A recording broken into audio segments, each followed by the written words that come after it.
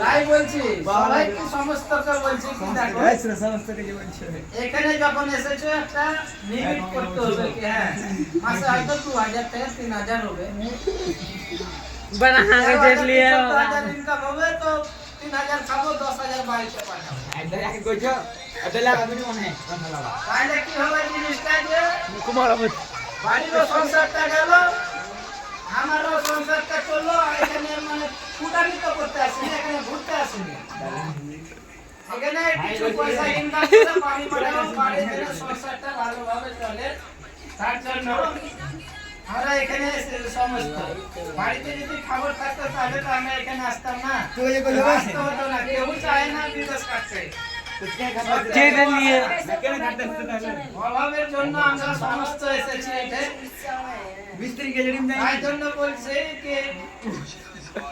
কিছু খরচা কম করতে হবে খরচার লেগে এটা আসেনি ইনকাম যা করলো বাড়িতে যেটা খরচা পানি করবো